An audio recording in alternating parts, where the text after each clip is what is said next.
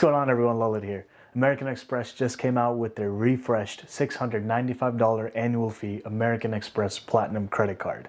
We're going to go over all the details, A to Z, go over all the elements, and also after going over it, at the end, I'll go over an analysis, kind of in my situation, of how I'm looking at it to see if the new credits that are introduced are going to outweigh basically the increased annual fee.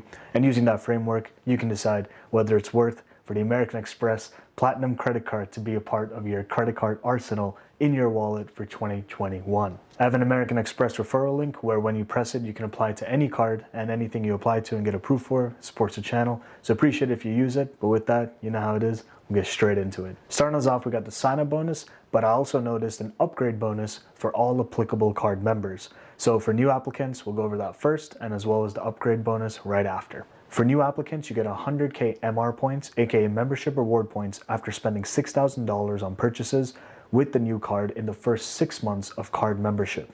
More than that, you also get 10x on spend at restaurants worldwide, as well as Shop Small in the US. And Shop Small is one of American Express's programs where they basically are trying to support smaller merchants, smaller businesses, as well as supporting local businesses. This is up to 25K in combined purchases, again during the first 6 months of membership, and the APR is on screen. Regarding the details for the upgrade offer, here's how it looks like. You basically request an upgrade from American Express, and you can earn 25K MR points after 2K of spend in the first 6 months.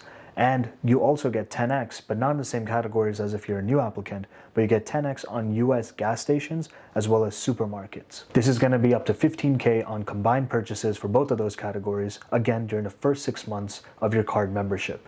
Moving on to the points earning capability and potential of the American Express Platinum, we got 5x on flights if you book it directly with the airline, and that's up to 500K per year.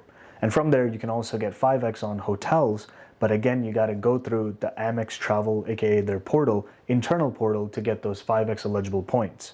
And finally, you get 1x on everything else. We'll be going into the caveats and the analysis part at the end after going over all these type of benefits. The American Express Platinum card usually comes with a lot of credits and a lot of benefits, but in the end, to justify the annual fee, it all depends on your personal spend and the type of profile in terms of spending that you basically take forth with the Amex Platinum card.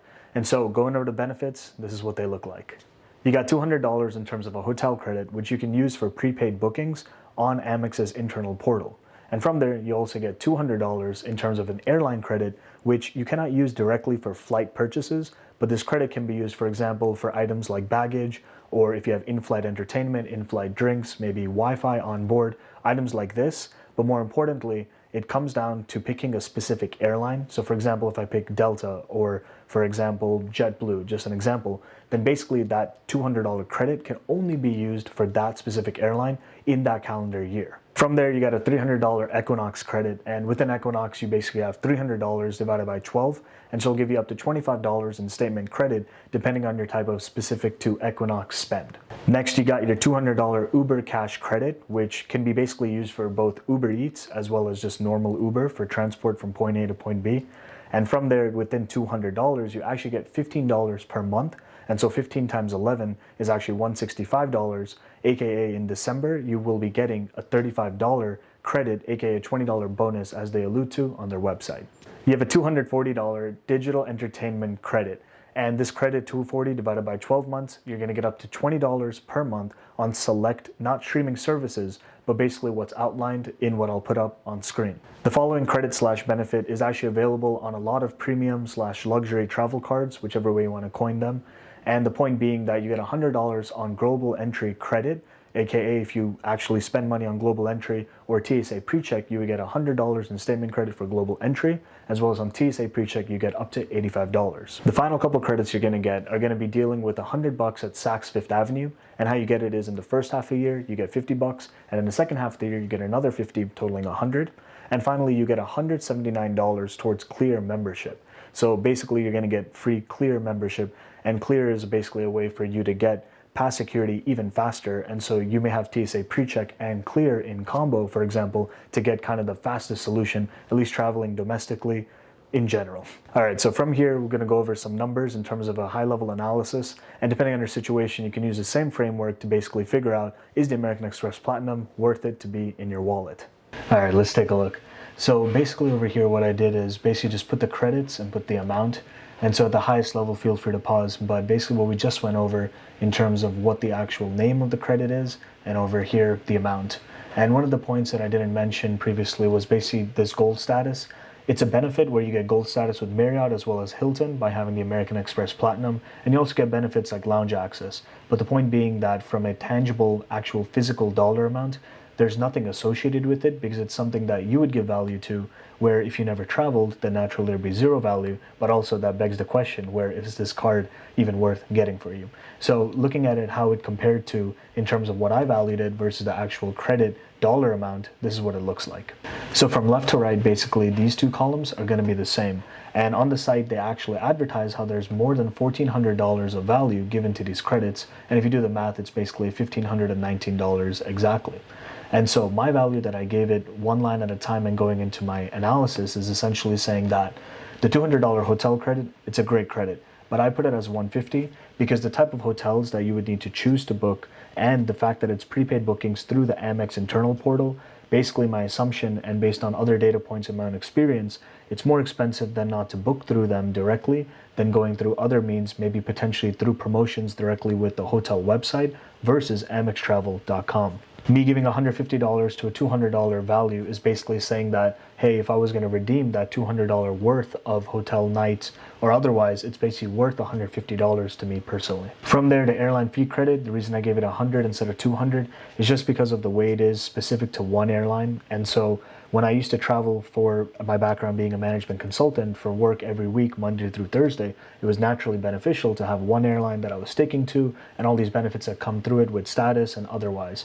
But when it comes to this with the American Express Platinum, $100 is what I value it at. And mainly that's because I don't like to stick to one airline because I'm not with that situation anymore. And so $100 for 200. Equinox, there's none near me. I live in Atlanta, but still there's no Equinox, so I can't take advantage of any of this credit. So it's $0 at this time. Uber Cash, you got $150 for 200. The reason I say it's 150 is because although I can use it for both pickup type orders for Uber Eats, even without incurring their kind of Uber fee, platform fee, in general, I look at it like it's not enough to actually get the full value every time unless I spend more than I intended. AKA, if it's organic spend, it's worth it. But if there's a month where I'm not really planning on eating Uber Eats or taking an Uber, but then I'm like, oh man, I have this credit, let's use it, then basically there's going to be some months where I would overspend if I was trying to use that credit, AKA it wouldn't be organic, and that's not the point of using this credit organically as if we was normal spend. From there, you got the digital entertainment credit. I gave it 180, and that's mainly based off of Audible being $14.99 a month at the time of this recording, so 15 times 12 is 180. But let's say I didn't use Audible for whatever reason, the other credits, basically your Peacock for NBC or SiriusXM, I would not be using credits given by the Amex Plat photo services, so this could potentially be zero if I wasn't using Audible. Global entry TSA, there's other cards that I have, for example, a Chase Sapphire Reserve, so in that notion, it's $0 for what I value it as. Then from there, Saks Fifth Avenue, it's great to give $100 per year and it's 50 every half year, but I value it as 50 because I naturally or generally do not actually shop at Saks Fifth Avenue on the regular.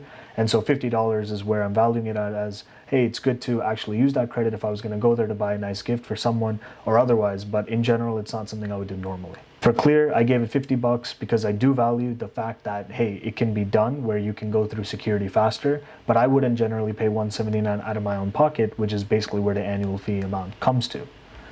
And so from there, we got gold status. It's $0 in terms of the fee.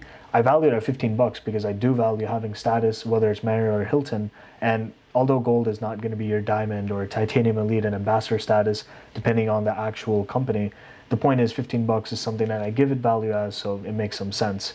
And funny enough, when I give that, basically $695 is your annual fee, and $695 is basically what value I'd be getting. So net seems like a break-even offer, but because it's break-even and because there's Amex offers to be taken advantage of, because there's certain 6-month type of upgrade bonus spending and certain type of points bonus you can get, I may be considering to upgrade to the Amex Plat again. And at this current time, I do not have the American Express Platinum card anymore. I downgraded it to the American Express Green card because of the Rona and not being able to take advantage of what the American Express Platinum had to offer. But with these increased benefits, the increased annual fee, etc., it may be worth for me to re-upgrade back to it again. And so with that, on the channel, comment down below if you want to see some type of comparison of this newly revamped Amex Platinum versus any other type of credit card. Happy to go into that type of deep dive. But with that, you know how it is. Thanks for coming to the end, and I appreciate you coming this far. So with that, we'll see you soon enough.